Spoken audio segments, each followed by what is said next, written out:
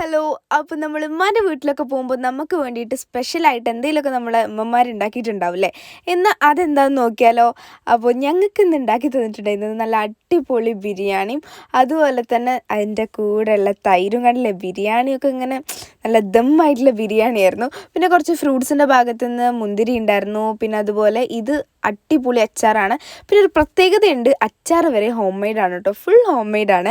പിന്നെ ഉമ്മമാരായാൽ പറയേണ്ട ആവശ്യം ഉണ്ടാവില്ലല്ലോ. പിന്നെ അതുപോലെ തന്നെ നല്ല അടിപൊളി ബീഫിൻ്റെ മസാലയായിരുന്നു കേട്ടോ. എനിക്ക് ഇത് കണ്ടിട്ട് തന്നെ വായിൽ നിന്ന് ഇങ്ങനെ വെള്ളം വരുന്നുണ്ട്. പിന്നെ അതുപോലെ നല്ല അടിപൊളി ചിക്കൻ ഫ്രൈയും പിന്നെ കുറച്ച് ഫ്രൂട്ട്സിൻ്റെ നമ്മുടെ ഇവിടെ വന്നാലൊരു പ്രത്യേകത എന്താണെന്ന് വെച്ചിട്ടുണ്ടെങ്കിൽ ഈ ഫ്രൂട്ട്സ് എല്ലാം ഇട്ട് അതിലേക്ക് നാരങ്ങ പിഴിഞ്ഞ് ഉപ്പൊക്കെ ഇട്ടിട്ടുള്ളൊരു സംഭവം ഉണ്ടാവാറുണ്ട്. അത് കഴിക്കാൻ എന്തൊരു രസമറിയോ, എനിക്ക് ഭയങ്കര ഇഷ്ടമാണ്. അതുപോലെ തന്നെ നല്ല പുളിയൊക്കെ ഇട്ടിട്ടുള്ള ചമ്മന്തിയും പിന്നെ അതിൻ്റെ കൂടെ വെറും ചോറും. അപ്പം